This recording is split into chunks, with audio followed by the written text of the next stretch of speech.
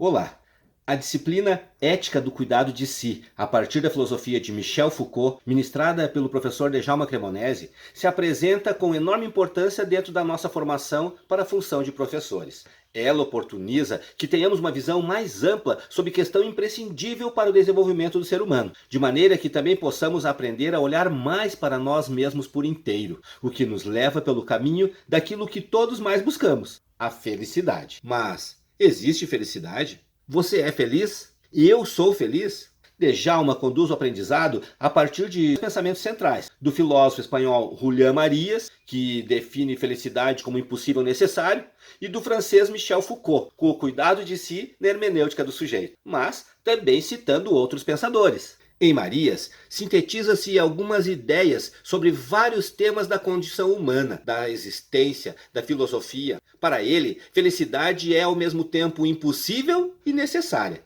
Impossível porque estamos tratando de seres humanos, que apresentam suas próprias contingências e estamos sempre à mercê dos fatos. E uma felicidade completa estaria mais próxima das divindades do que propriamente de nós, seres humanos contingentes. E necessária porque é um projeto, uma busca. E como dizia Aristóteles, porque todo ser humano tem o desejo de ser feliz. Ou seja, é a nossa vocação como seres humanos. Marías se ampara na filosofia clássica para dizer que os gregos pensaram a felicidade de forma diferente da nossa compreensão atual. Hoje em dia, vimos mais o ter do que o ser. Embasando-se em Drácon e Solon para dizer que ninguém pode se dizer, enquanto vive, eu sou feliz, porque enquanto vivo, pode-se ser acometido por infortúnios e perdas. É praticamente impossível alcançarmos a realização e a felicidade plena, pois nossa vida é inconstante, cheia de mudanças e passível das mais diversas alterações de percurso, de situações que se apresentam e que vivemos. Vivemos de escolhas. E a cada escolha, deixamos de optar por várias outras possibilidades,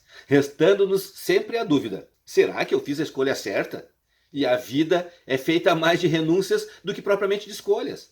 Conforme Marías, vem de daimon, ideia que vem lá de Aristóteles, eudaimonia. E é de Aristóteles que vem também a ideia de felicidade como permanente e duradoura. Felicidade é uma construção. E aqui a ideia aristotélica aponta três dimensões: a poesia, que é o impulso ao espírito humano para criar, através da técnica, algo da imaginação e dos sentimentos. A praxis, que é uma construção destinada à resolução dos problemas, uma ação intransitiva ou moral que tem em si o sentido completo e pleno. E a teoria, a busca pelo verdadeiro conhecimento. Nas escolas helênicas, os cínicos defendiam uma vida simples, uma vida contra as convenções e os valores da sociedade. Os epicuristas identificam mais a felicidade com o prazer durável, duradouro, perene. Os céticos defendem a indiferença, a apatia. E os estoicos, o tema central é suportar. Abstenha-se e renuncie.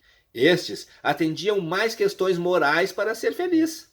René Descartes, com seu racionalismo, vê a felicidade como um certo estado de ânimo, estar completamente contente, satisfeito, independentemente do que está passando por razões externas. É quase que uma beatitude que consiste no contentamento e satisfação do espírito. Por sua vez, Pascal acreditava que felicidade era difícil de se alcançar, quase que impossível. Spinoza argumenta que desejar é a essência do ser humano. Há uma identificação entre felicidade e virtude. Ou melhor, a felicidade é a própria virtude. Já Leibniz afirma que Deus é a chave da interpretação. Vê em Deus como uma unidade.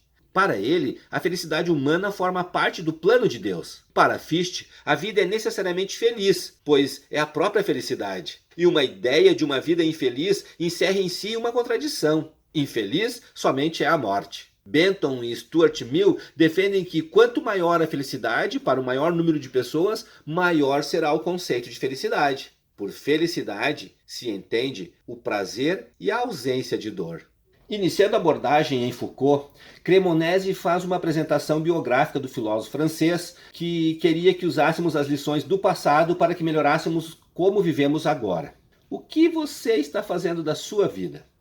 Você tem a direção da tua existência. A partir dos teus atos, das tuas metas, você tem as rédeas da tua vida. E para bem acontecer, o ser humano enriquece a partir do conhece-te a ti mesmo socrático, mais abstrato, mais filosófico, mais racional, e o cuidado de si, que é uma obrigação permanente que deve durar a vida toda, aspecto mais prático, mais de vivência. O cuidado de si está ligado com a prática da saúde física e também da saúde espiritual, da saúde da psique, da saúde da alma. Foucault saiu da ideia da racionalidade para o que é uma obrigatoriedade da vida. O ser humano é transformável, é um sujeito que se reconstrói. Foucault abstrai que os antigos, principalmente os helênicos, eles não ficam numa teorização, se aproximam mais dos exercícios, da meditação prática, das atividades sociais reguladas e até práticas físicas de prova. A ideia aproxima-se do pensamento de Pierre Hadot, que enxerga a filosofia antiga como um exercício espiritual. Os antigos aproximavam mais o seu modo de pensar filosoficamente e o seu modo de viver filosoficamente. Cuidar-se primeiro de si mesmo não é narcisismo, nem egoísmo e nem individualismo. Conhece-te a ti mesmo, cuida do teu corpo, cuida da tua alma, te encontre, para que depois você possa avançar.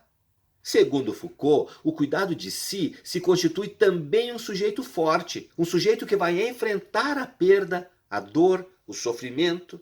O cuidado de si passa pela regra de ouro do estoicismo. O que depende de mim, eu posso mudar. A felicidade não depende de fatores externos, depende de nós. E para isso precisamos assegurar uma plena posse de si mesmo, um completo domínio de si mesmo.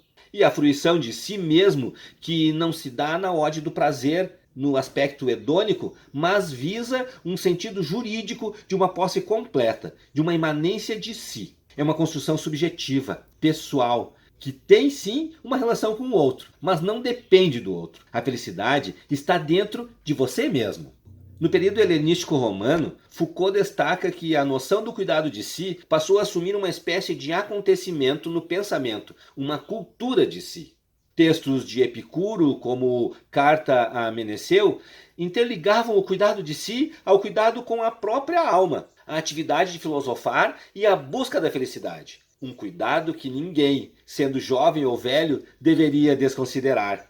Havia ainda os exames de consciência, que faziam parte dos ensinamentos pitagóricos, caracterizados por exercícios de memorização. Em Sêneca, Foucault destaca uma amplitude tomada pelo tema da aplicação a si próprio. Para consagrar o cuidado de si, era preciso renunciar às outras ocupações. Em Marco Aurélio, sinaliza essa mesma pressa do sujeito em ocupar-se consigo. Em Epiteto, Foucault assegura encontrar a mais alta elaboração filosófica sobre o cuidado de si. O homem deve velar por si mesmo, porque Zeus quis que o mesmo pudesse, livremente, fazer uso de si próprio. Outra ideia resgatada por Foucault é a ideia da sofrosine, um conceito grego que significa sanidade moral, autocontrole e moderação, guiados pelo autoconhecimento. Ligado ao conceito pitagórico de harmonia, Platão emprega o termo em seus escritos com o sentido de moderação. Conhece-te a ti mesmo e nada em demasia. Moderação, temperança, capacidade de medir, regular.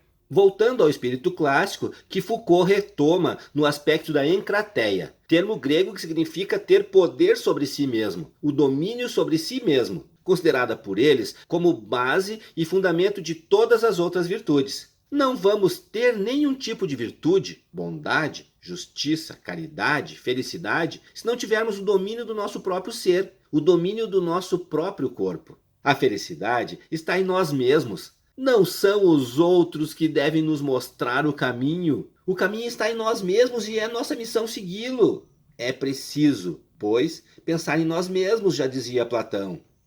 A busca da felicidade se dá através de si e através da instrução, saber para viver bem. Não temos outros argumentos senão a filosofia, a sociologia, para buscar teorização, para enfrentar as ideologias e até aquilo que aliena o indivíduo. Só quem tem a filosofia não se deixa iludir por outras pessoas.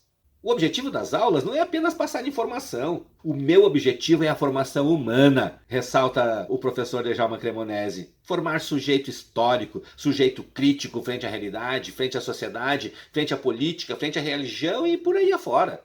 Temos que buscar o conhecimento, buscar os livros. Só assim teremos valores para passar, para ensinar nossos alunos, ensinar outras pessoas na difícil arte de viver a vida, com cuidado, com respeito, com altruísmo, em si mesmo e em relação ao outro. Ser autônomos, não se deixar conduzir por outros. Nos tornar aquilo que nós nunca fomos é o que nos diz Foucault. Nos tornar melhores a partir da construção de valores de uma vida mais ética. Não são os outros que devem nos mostrar o caminho. O caminho está em nós mesmos e é nossa missão segui-lo.